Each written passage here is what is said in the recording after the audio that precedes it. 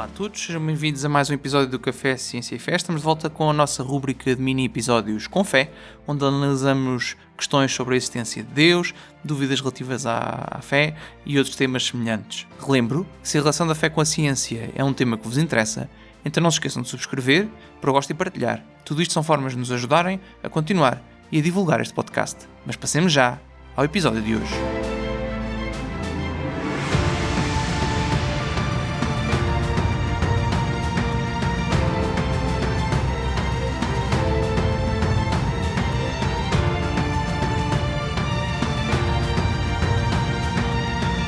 A virtude da temperança leva a evitar toda a espécie de excessos, o abuso da comida, da bebida, do tabaco e dos medicamentos.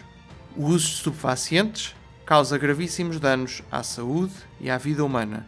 A não ser por prescrições estritamente terapêuticas, o seu uso é uma falta grave. A produção clandestina e o tráfico de drogas são práticas escandalosas que constituem uma cooperação direta, pois incitam a práticas gravemente contrárias à lei moral. E cá temos, não é? Portanto, Bernardo, estou aqui a ler um excerto aqui dos pontos 2289 e 2200, dos pontos 2290 e 2291 do nosso Catecismo da Igreja Católica, a respeito da questão da temperança, do álcool e das drogas. Bernardo, isto é um tema... É um tema engraçado que nós escolhemos aqui para este episódio da rúbrica Com Fé, em que respondemos a questões acerca da fé católica e do conceito de Deus e de outros temas semelhantes. Mas é uma pergunta típica, não é? Esta é uma pergunta que as pessoas costumam ter muitas vezes, não é? Ou seja, onde é que está a fronteira, não é? Qual é a perspectiva ética que os católicos têm acerca do consumo de substâncias? Porque parece às vezes que até há dois pesos e duas medidas, não é, Gonçalo? Parece que às vezes que em relação ao tabaco ou até ao consumo moderado do álcool é uma coisa, mas por exemplo em relação às drogas é outra coisa completamente diferente, não é? Até podemos ser às vezes acusados de não termos uma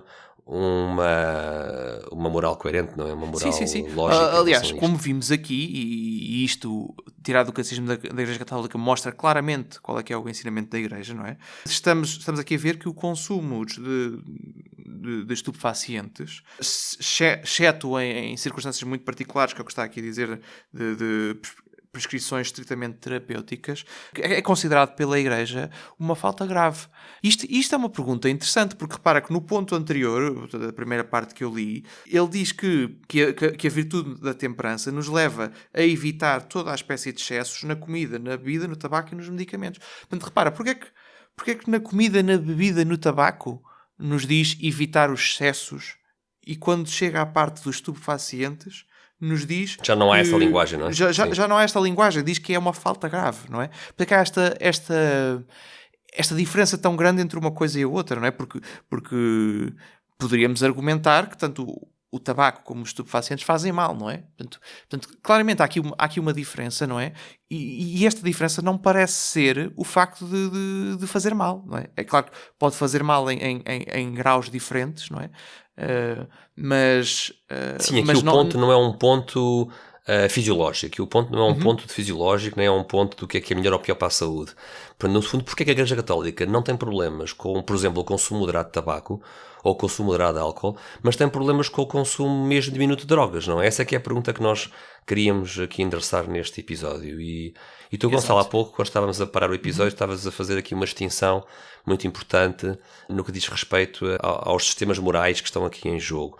Porque podemos defender um sistema moral consequencialista ou então um sistema moral muito diferente, que é o que os cristãos utilizam, que é um sistema, é uma moral deontológica. Queres só comentar um bocadinho o que é a perspectiva consequencialista? Sim, nós íamos aqui tentar dividir isto em dois pontos, não é? A questão é que a razão para a Igreja categorizar estas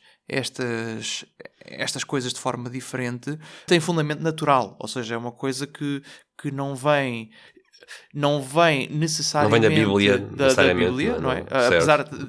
Apesar de também ser referido, não é? Apesar de também haver fundamento bíblico, mas não vem necessariamente lá. Aliás, a visão bíblica ajuda-nos a entender melhor esta diferença, que é uma diferença natural, mas nós podemos olhar de um ponto de vista estritamente natural e é o que vamos...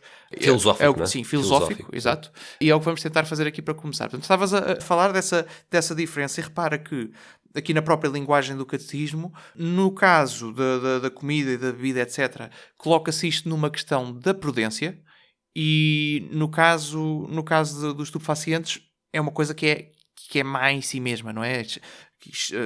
Salvo intrinsecamente má. Sim. Sim. Intrinsecamente não diria, porque tem aqui, a não ser por prescrições estritamente terapêuticas. Portanto, está aqui, sim. Ou seja, intrinsecamente seria algo que em circunstância alguma poderia ser... teria exceções, tens razão. teria exceções, não é? Mas existe esta questão que é ontológica, não é? E tem a ver com aquilo que estavas a dizer. Tem a ver com a diferença entre uma moral consequencialista e uma moral consequencialista. O que é que diz? Diz que a moralidade das minhas ações é definida com base nas suas consequências, não é? Não interessa o que é que eu estou a fazer, se não tem consequências nocivas para os outros, eu posso fazer o que quiser, não é? Sim, essa moral hoje em dia tornou-se muito popular, não é? O que é um bocadinho estranho, não é? Mas não é a moral da nossa civilização teísta clássica, não é essa... a nossa moral tradicional. Isto é a visão consequencialista que, como estavas a dizer, está muito na moda, não é? E depois existe a moral tradicional cristã e antes da cristã, a moral natural, aquilo que se chama a lei natural, não é? Que vem do pensamento... Vem de Aristóteles, Platão, do pensamento filosófico grego, não é? Que tem a ver com usar o nosso intelecto para entender a verdade das coisas, entender a finalidade das coisas e depois dar um uso das coisas que esteja alinhado com a sua finalidade natural. É? Perfeito. Isto é a visão, é a forma como tipicamente fundamentamos a moral do ponto de vista... É uma forma de fundamentar a moral do ponto de vista filosófico, não é? E que o cristianismo vai depois aproveitar, não é? E tendo isto em mente, tendo esta diferença em mente, porque é que o consumo de drogas é considerado uma falta grave automaticamente, não é? De forma praticamente automática, não é? E o consumo, por exemplo, de tabaco não é. Ou de álcool, não é? Uhum. Portanto, aqui neste ponto ou de álcool, sim. Portanto, aqui nestes pontos do catecismo nós lemos esta parte, não está detalhada. É provável que esteja noutro local, mas aqui para o episódio pegamos apenas neste. Mas temos aqui uma questão importante que é do ponto de vista filosófico, que é o que é que na visão clássica, o que é que distingue o ser humano dos outros animais? E aqui estamos a pensar em duas coisas em particular, não é? Portanto, é o intelecto, não é? Que é a nossa capacidade de tirar conceitos abstratos das coisas. Portanto, eu olho para uma árvore e eu reconheço que é uma árvore porque extraí o conceito abstrato do que é uma árvore e aquela árvore corresponde ao conceito abstrato que eu tenho, não é? Portanto, ou um exemplo melhor, porque pode haver muita variabilidade nas árvores, não é? Um círculo, não é? Eu olho para um círculo e eu consigo extrair da representação imperfeita do que é um círculo que eu vejo, eu consigo extrair o conceito abstrato de círculo e fazer coisas com ele. Isto são algumas das operações que o nosso intelecto permite e no fundo, o intelecto permite-nos trabalhar com estes conceitos abstratos e tem como objetivo chegar à verdade, não é? Depois temos o livre-arbítrio, que, no fundo, é o que nos permite tomar decisões livres, não é? E que tem como objetivo alcançar o bem. E, no fundo, sim, nós temos o nosso intelecto, que tem como objetivo chegar à verdade, e nós devemos usar o nosso livre-arbítrio de acordo com aquilo que o nosso intelecto nos diz que é o bem e a verdade, não é? Deixa-me parar-te já aí, Gonçalo, só para fazermos aqui um importantíssimo parênteses. O que tu acabaste de dizer... Como se isto não fosse um parênteses enorme já, mas... Não, mas eu vou fazer um parênteses ainda mais pequenino, mas muito sintético, que é, tu tocaste num ponto essencial. O livre-arbítrio, ou a liberdade, não é? A palavra liberdade usa-se muito hoje em dia, não é? Não é um fim em si mesmo.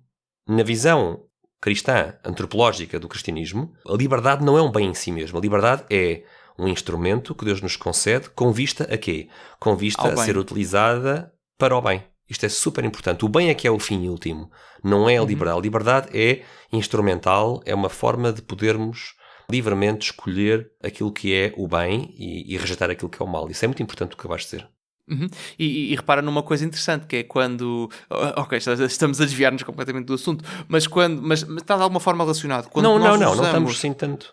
Quando nós usamos a nossa liberdade para escolher o mal, muitas vezes o que acontece é que nós nos tornamos menos livres. E isto é uma das coisas que acontece aqui, por exemplo, no caso das drogas, não é? Porque quando nós usamos a nossa liberdade para escolher as drogas, nós aumentamos a probabilidade de ficarmos viciados nelas, que vai depois dificultar a que utilizemos a nossa liberdade para escolher não tomar drogas. Não é? Certo.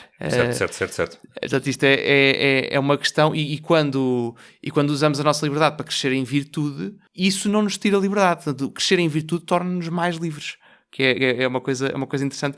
Mas estamos a ir um bocadinho ao lado, mas está relacionado por causa desta questão dos vícios, não é? Os vícios, quando nós usamos a nossa liberdade para escolher coisas que vão contra o bem, podemos ficar viciados, que nos tira a liberdade futura, não é? Enquanto quando crescemos em virtude, somos cada vez mais livres, não é? No fundo, para resumir o que estamos até agora, o que estamos a dizer é que, na perspectiva cristã, é imoral tomar decisões que vão minar o exercício livre das nossas faculdades racionais, ou que nos vão minar ou a nossa liberdade ou a nossa racionalidade, não é? É imoral tomar decisões que vão minar estas duas características que nos fazem criaturas à imagem e semelhança de Deus. Sim, embora, ou seja, há que ter noção da ordem dos valores, não é? E pode haver alturas em que se tenham que tomar decisões, por exemplo, quando se trata de dar a vida por alguém, não é? Porque estamos a colocar... para um bem maior, não é? Sim, para um bem maior. Porque temos um bem maior em vista, não é? Nesse caso, ao darmos a vida, estamos, na prática, a abdicar da nossa liberdade terrena, não é? Sim, precisamente, por exemplo, quando é preciso proteger uma pessoa inocente, não é? Ou mas lá está, é porque estamos com um bem maior em vista, não é? Com um bem maior em vista, é isso mesmo.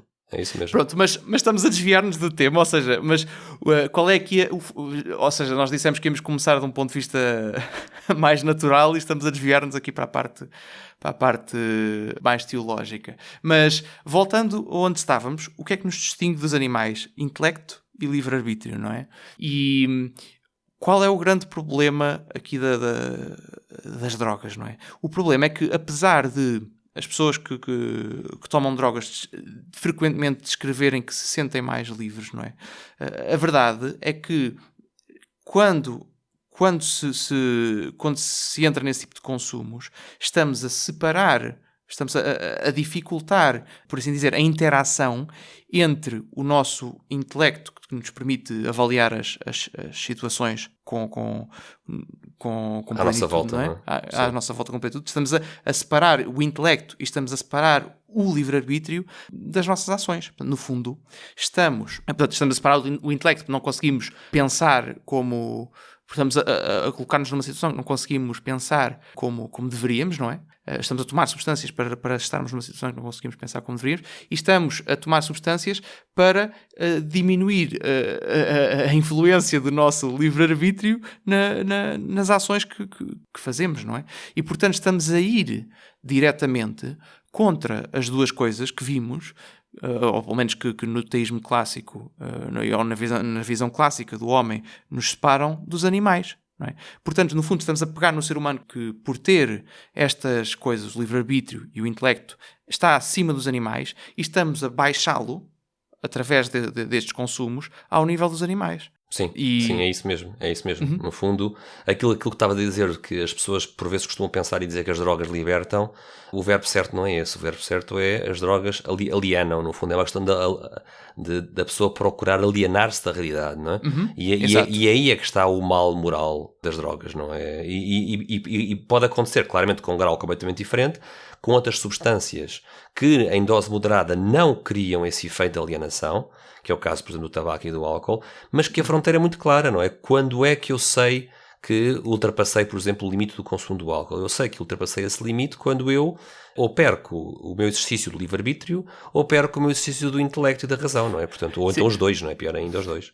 Então, a fronteira é clara em teoria, não é? Teoria, na prática é mais difícil. Na prática é mais difícil. Não sei qual é que foi o copo que me fez perder o golo. Qual é que foi o último golo, não é? O último. Exato, portanto, na prática isso é mais complicado, mas, ou seja, claramente... Não, mas aí, Gonçalo, usa a prudência, há bocado estavas a falar na prudência, não é? E a pessoa tem que usar a prudência e tem que ficar aquém desse momento a partir do qual já se fez a asneira, não é? E já perdemos as faculdades racionais e livre-arbítrio. Repara na diferença, é que uma pessoa pode consumir álcool sem problema nenhum, não tendo esse objetivo em mente, portanto, não tendo o objetivo de ficar alienado, sim, ou de perder este uso da razão e do livre-arbítrio, não é? Pode consumir álcool em quantidades moderadas com facilidade que permita continuar na plena posse da sua razão e das suas faculdades, exato. Enquanto o uso de drogas recreativas, não é? De estupefacientes, não é feito por mais nenhum motivo senão essa é a grande diferença. O de cortar, pelo menos parcialmente, a ligação nossa ligação com a realidade, não é? A nossa utilização destas faculdades, não é? Não serve para mais nada senão isto. E é por isso que um consumo mesmo moderado é visto pela Igreja como uma coisa errada, não é? Exceto nas exceções, moralmente errado, a não ser nas exceções que estávamos a referir de prescrições terapêuticas, como diz o Catecismo, não é? E o caso do álcool e do tabaco e da comida são vistos como uma questão de prudência. Não é? Portanto, no fundo, no álcool e na comida, etc., é uma questão da virtude da temperança que o Catecismo até fala aqui no início do primeiro ponto que lemos. Nos outros é mesmo uma questão ontológica, é mesmo uma questão do ato em si, que pelo seu objetivo, pelo objetivo que é sempre o objetivo do consumo deste tipo de substâncias, faz com que seja errado, não é? Seja imoral. Sim. Perfeito. Ficamos aqui Esperemos que tenha sido útil. Exato, isto é um tema muito grande, como é óbvio, não é? Mas tentámos aqui dar uma perspectiva baseada no catecismo, mas também baseada na filosofia teísta clássica, não é? Portanto, é importante esta distinção, ou seja, este é um aspecto de moral católica em que há uma equivalência entre a moral católica e a moral da filosofia teísta clássica, não é? Em que o catolicismo dá um toque especial pela questão da criação à imagem e semelhança de Deus, não é? Mas as bases são as mesmas e no fundo não é estritamente católico ver as coisas desta forma, não é? Ou seja, Aristóteles concordaria com o que dissemos aqui hoje, por exemplo, para dar um exemplo de um filósofo do teísmo clássico.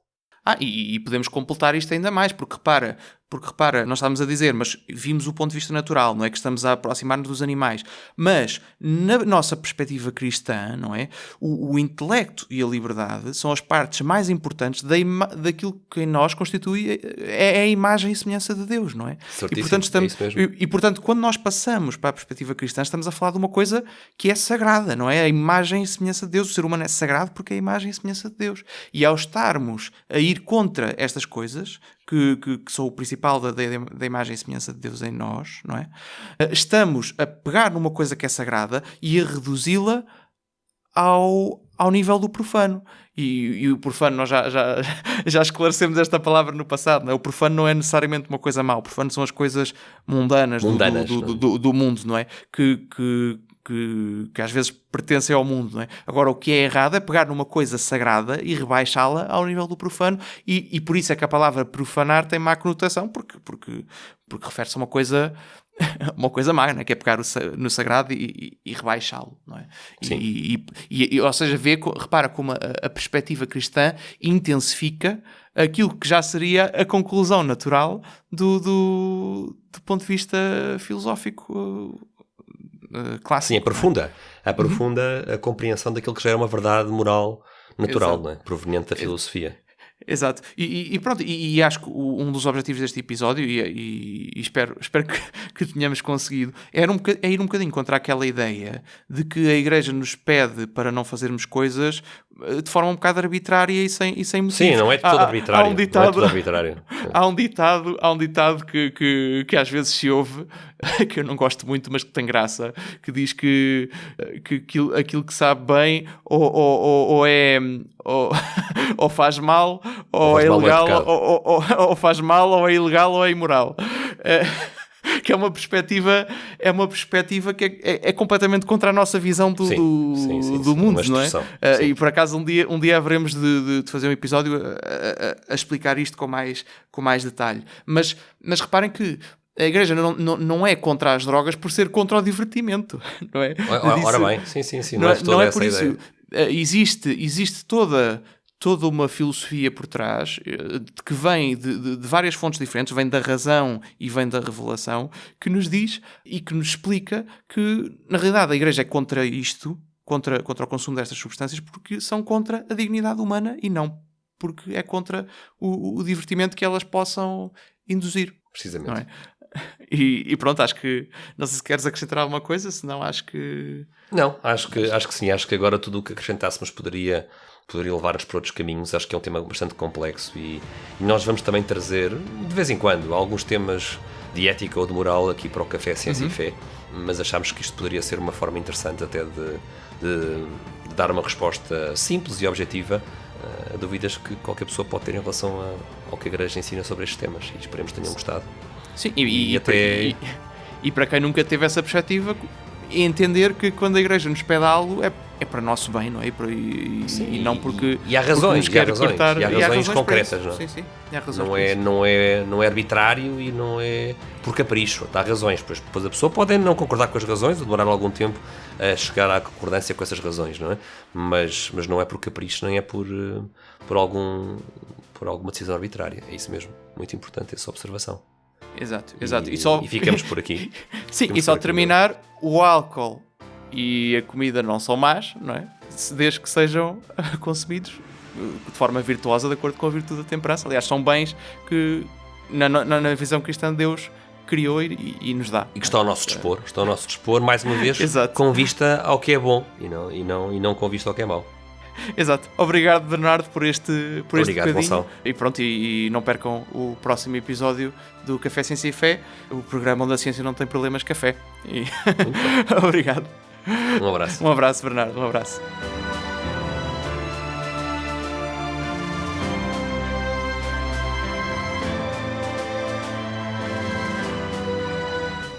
E foi mais um mini episódio da rubrica Com Fé. Esperemos que tenham gostado. E não se esqueçam, se gostaram deste episódio e se têm outras questões semelhantes, podem enviá-las para o nosso e-mail ou colocá-las através das caixas de comentários do YouTube. Nós teremos todo o gosto em responder assim que nos for possível em episódios semelhantes a este.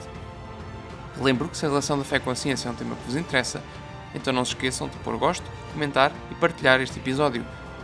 Tudo isto são formas de nos ajudarem a continuar e a divulgar o Café Ciência e Fé. Por agora é tudo. Voltamos em breve com novos temas, sempre para mostrar a harmonia entre a fé e a razão.